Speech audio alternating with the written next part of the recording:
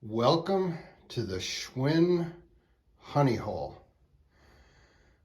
You are not going to believe the stuff, the quantity of stuff that I pulled out of an old bicycle shop. That's what's happening on this special bonus episode of Featherstone Bicycles.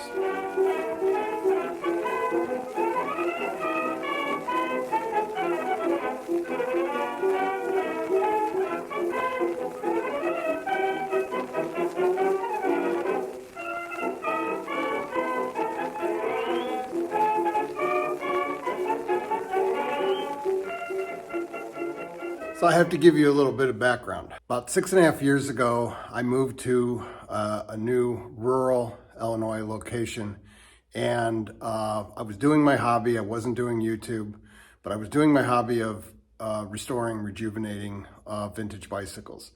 I needed some parts for a project I was working on, and someone told me about a local bike shop that had been in business for a long time, had previously been a Schwinn dealership since 1950, and that I might be able to find some parts there. So that is when I first met Bill Stewart. He bought the shop from his uncle in 1972. His uncle opened it in 1950, and it was a combination auto parts store and bicycle or Schwinn dealership. Later on, after Bill had bought it from his uncle in the early 70s. Then, say, approaching the 90s or so, he sold the Schwinn dealership, but the person who bought it left a bunch of stuff there and didn't want it, and it was all old Schwinn bicycles and equipment and tools and whatnot. So that person unfortunately went out of business just a couple years later. Bill found himself in the bicycle repair business as well as selling auto parts. So that's how I met him 6.5 years ago. He was trying to get out of the business then, and he finally decided earlier this year that he needed to get out of the business and retire and whatnot. He's in his early 80s. So I started helping him in the spring of this year, 2024, get rid of some of the inventory of auto parts and bicycle parts and other stuff. He was also in the radio-controlled hobby business for a while. And he's not online, so I helped him put ads on Facebook Marketplace and whatnot. And as the summer ended and fall started approaching, he said, I don't want to spend another winter here. So I said, okay, well, we got to start packing stuff up and moving it out. So for the last 2+ months, that's what I've been doing every day. I've been helping him. Once a week, I'd come back and, shoot an episode here to keep the channel going. But for the most part, I was helping him pack everything up and move out. So in compensation for that, he let me take any bicycle stuff that I wanted. Everything you see here is the result of that. We are talking, that's a collegiate frame and fork and about 60% of the bicycle that was never put together. Don't know what the backstory on it was, but that's going to be a future project for sure. Here's some nice cabinets. I've got signs. I've got repair manuals. This is a service manual from, sometime in the 70s. And you remember the special bonus episode I did on the Shimano front freewheel system, and that I couldn't find any documentation on it. It's in this manual. Unbelievable.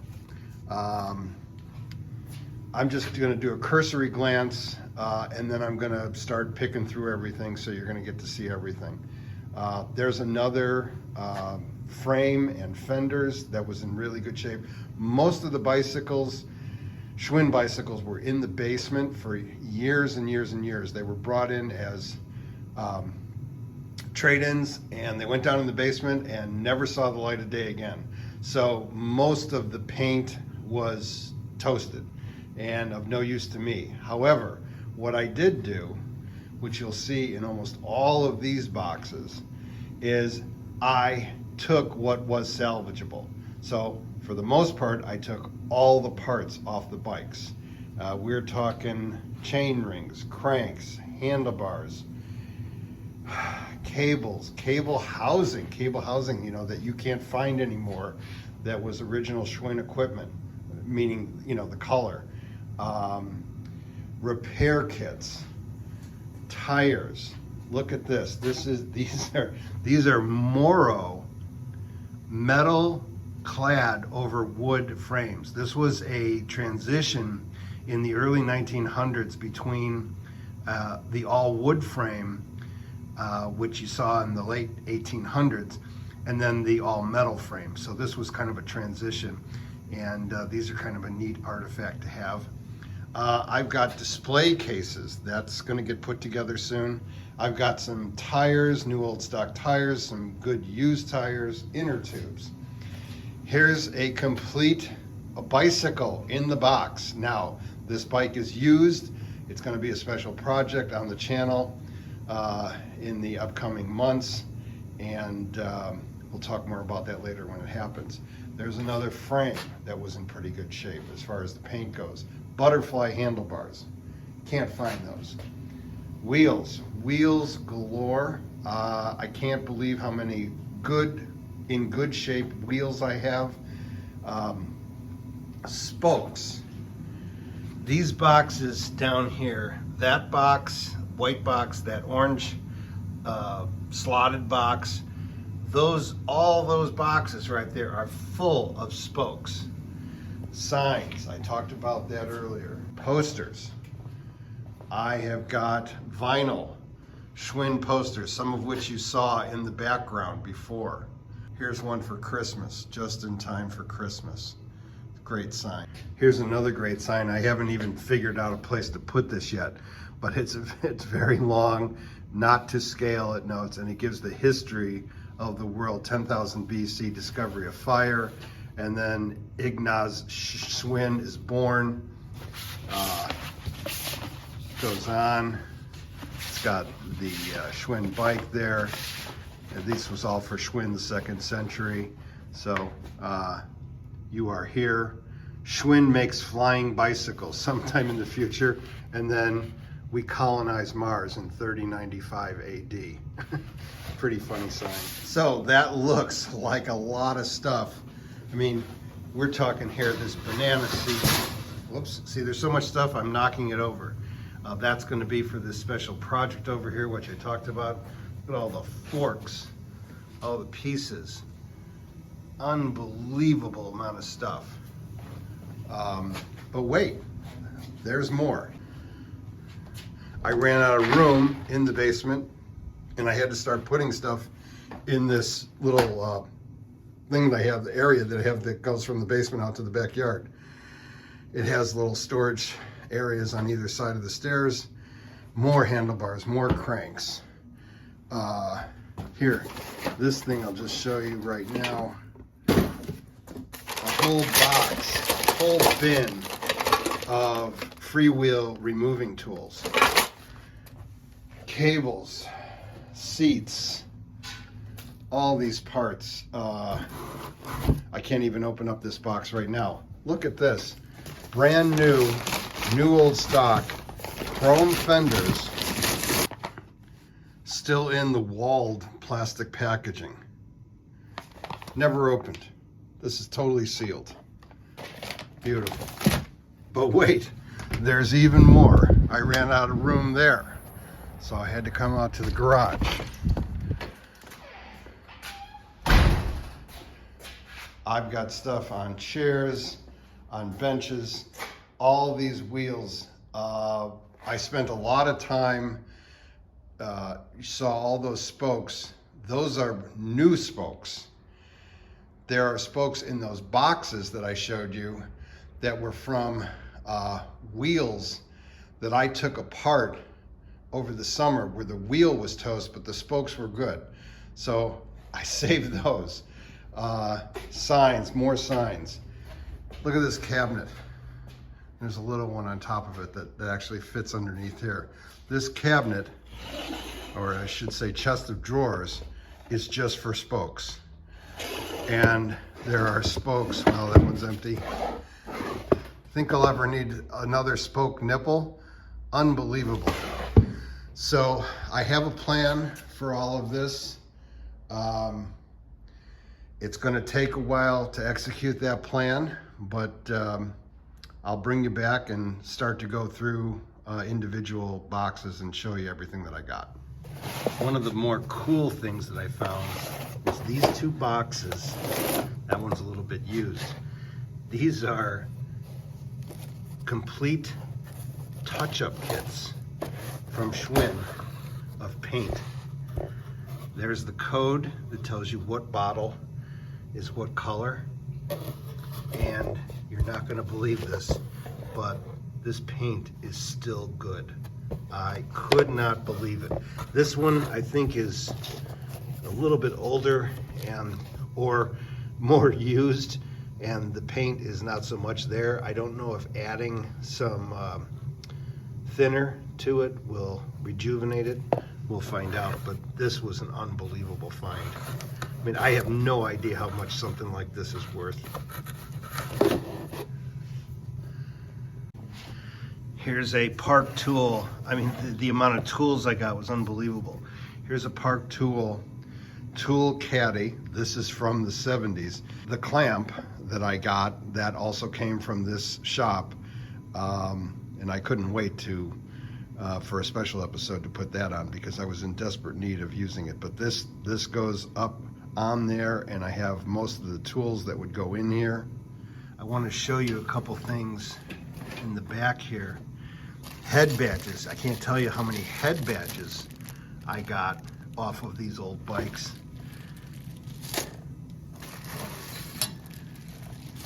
Here's another one. Some old Schwinn repair tags. This item, you know how I've always often talked about how I want to get a parts washer? Bill bought out a Schwinn dealership at some point, I think in the 80s, that started out as a sporting goods store and a bike shop in the early 1900s. And this is a homemade parts washer. There's, obviously a pulley there. There would have been a motor somewhere with a fan belt, and latches here.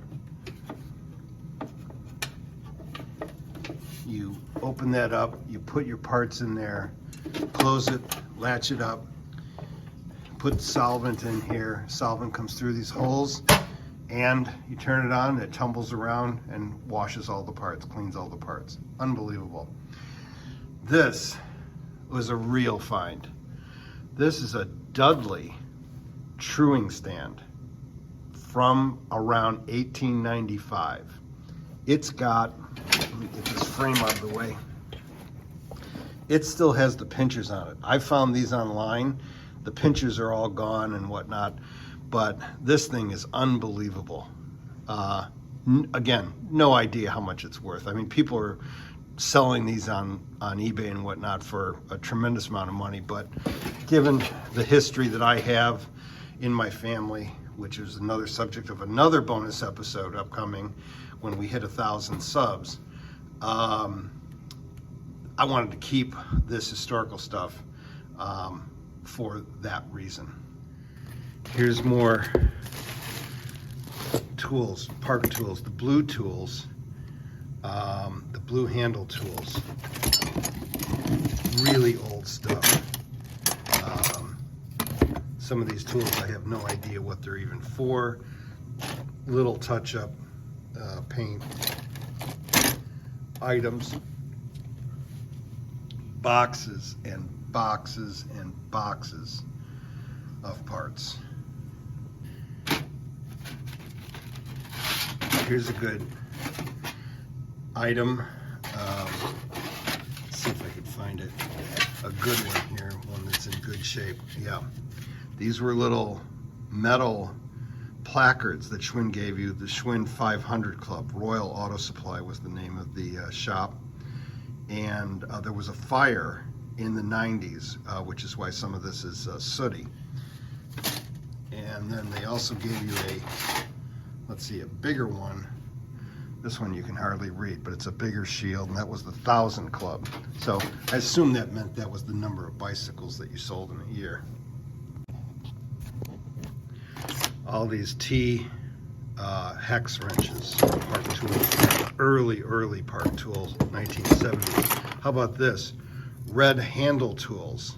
This is a caliper compressor. The red handle Park Tools were when Park Tool wasn't even Park Tool. They were a Schwinn dealership, and they were making tools for Schwinn. So they were red handled. When they became an independent company under the Park Tool name, that's when they switched to the blue handles. I think I've got that history correct. More chain breaking tools. Bottom bracket removers, that's for obviously a newer bike. I actually got a little bit of method to my madness here. I started out to film the final episode of last season, and the first thing I wanted to do was put the kickstand on. And you know I have that kickstand removal tool from Park Tool, vintage. And I was using that to remove the kickstands during the last 2 months, and it's somewhere in one of these boxes. So I can't finish that final episode of last season until I find that tool. Here's a nice big pedal wrench. Very useful. And when I say most of the bicycles in the basement where the paint was toasted, I meant primarily the frames. I have got forks. Look at all the forks over there. Whenever I was taking apart a bike for the parts and the forks looked okay, I took them because you just never know, and I could not fathom them going to the scrapyard. Here's a banana seat bracket, I guess you would call it. Those are pretty hard to find. Here's a good example of what I was talking about. Not even sure what this tool is for, but you can see it says Schwinn. And I guess there's a number there. It's a little hard to read. But anyway, Park Tool was making these for Schwinn before they became an independent company. How about chain guards?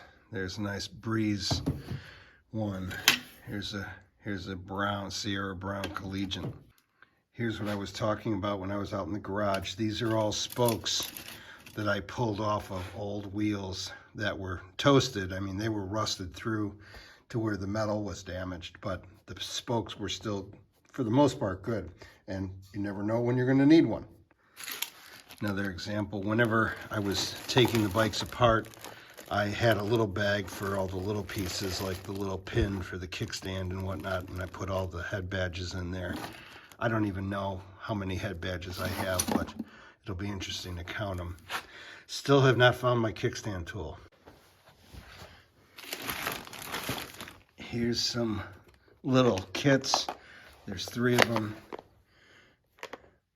Dropout saver kit. Did I mention I have forks? Cranks, whole cranks. Yes, some of these are toasted, but they have parts that you might be able to, I might be able to use in the future.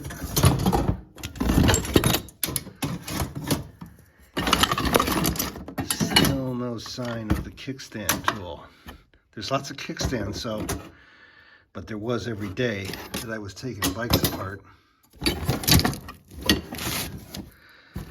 It's got blue handles, so it should be relatively easy to find. Should have water under the bridge. But obviously I should have put that aside instead of just throwing it in a box. I was in the middle of the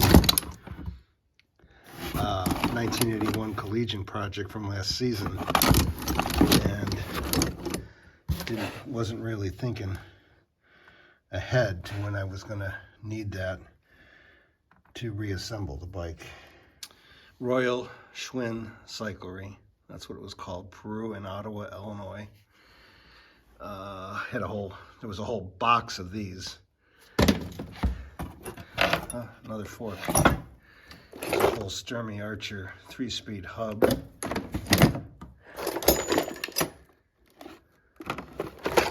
Got some red handle grips. This, I don't even know what this is. It does say Schwinn Stingray on it.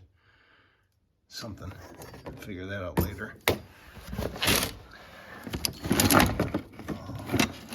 Parts. No kickstand tool. Here's an interesting thing. This is a Shimano genuine parts kit. This is all the parts that you need for repairing a Shimano 3-speed hub.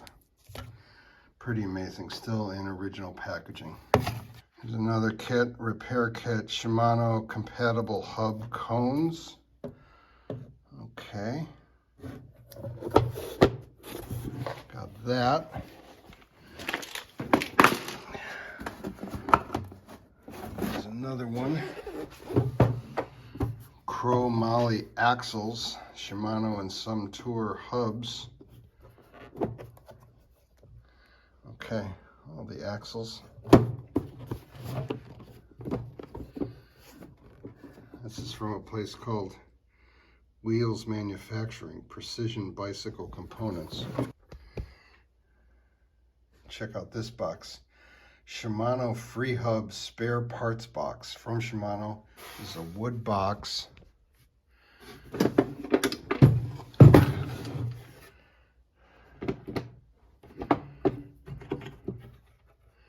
Wow. Here's all the pieces, all the different sprockets for a freewheel. A lot of parts. A little guide to tell you what's what. It's going to take me a long time to go through all this. Now here's a box I haven't been through, and I'm really hoping the kickstand removal tool's in here, but I can see it's not. I do have something though that I want to show you. The thing I did here was a tool and die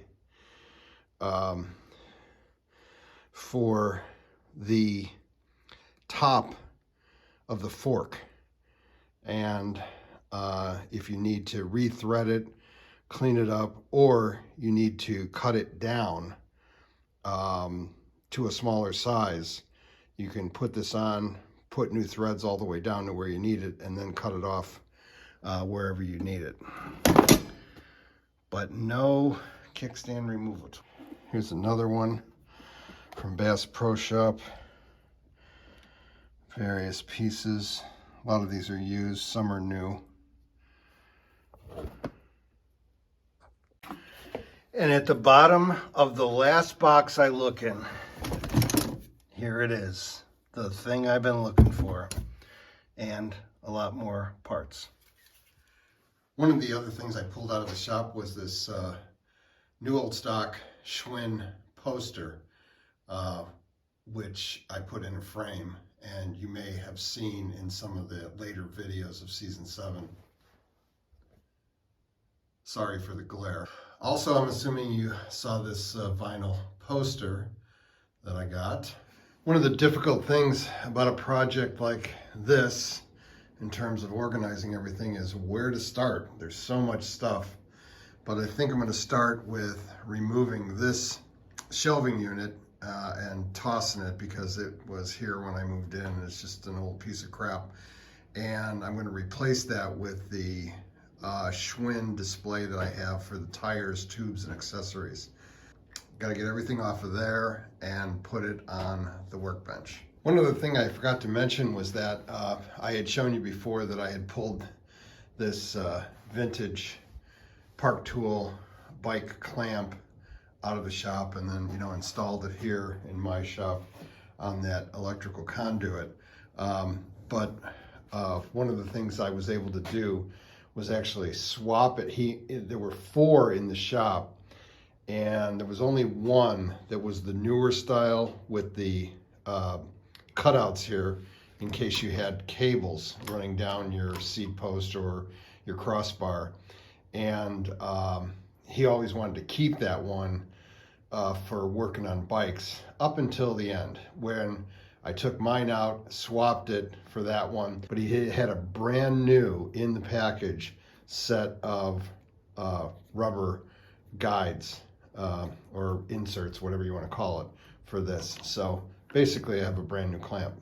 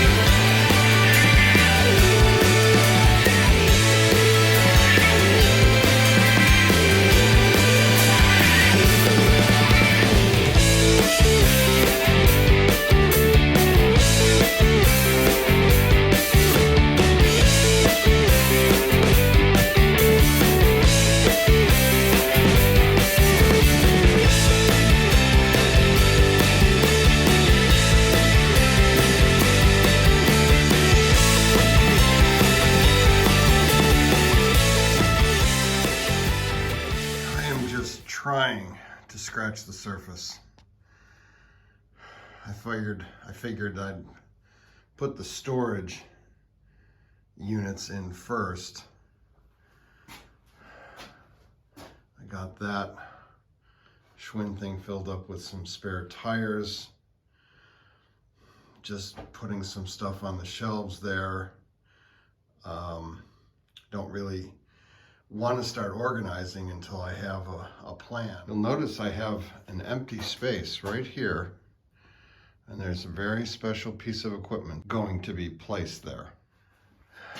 Come to the conclusion that I'm just going to try to get the shop back to a place where I can start working on bikes again, because I've got to start working on the next project just to keep the episodes coming every Wednesday. So I'm never going to be able to finish going through everything. I'll just have to do it piecemeal as time goes on and share updates with you. Remember that special spot in the shop that I said was designated for something?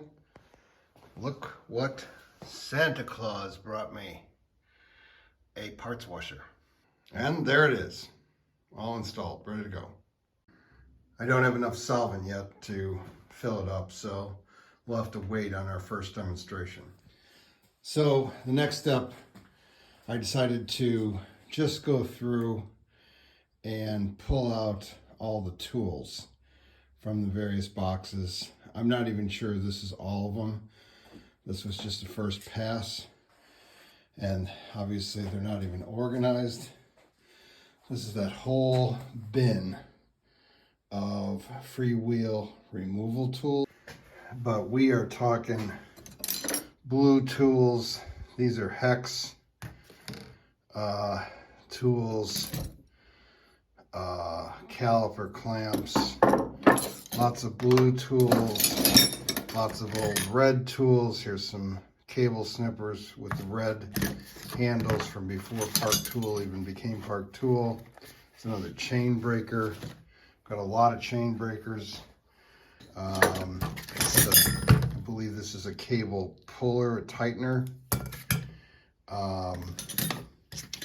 This is for clamping on the tire to straighten it if the beads aren't in the rim correctly. Wow, where do I even go? There's two of those. So many, they're falling off the table. This is an interesting tool from Schwinn.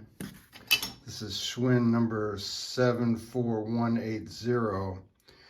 This is to put on the handlebars to locate where the brake levers should go. Another hex, some individual wrenches,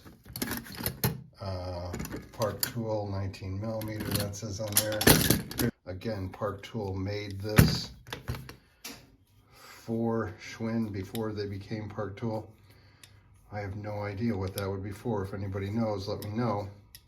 It looks like this tool, but only in the other direction. So who knows? Let me know if you know. Cable, I guess. There's numbers, some Park Tool numbers on here. CN2, I think that says. Here's something that looks like it's out of the medieval age. This as well might be an early dentistry tool. This is Park Tool H249, I think. And I believe this is an early model of the wedge cotter pin for the cranks, the crank cotter pin removal. Pretty sure, because that's the setup. If you recall back, I'm not sure if I ever actually even used this on the channel, but RJ the bike guy made a tool that was similar. These are little clamps that you get at Fastenal, and you have to modify it to make a hole here for the cotter pin to get pushed through, and then you have to buy a stronger bolt. But basically, and then you also have to divot out this area so the whole deal fits in there. But this works great. But I think this was the original Park Tool that was designed for that. Impossible to find, I would imagine. Chain whips.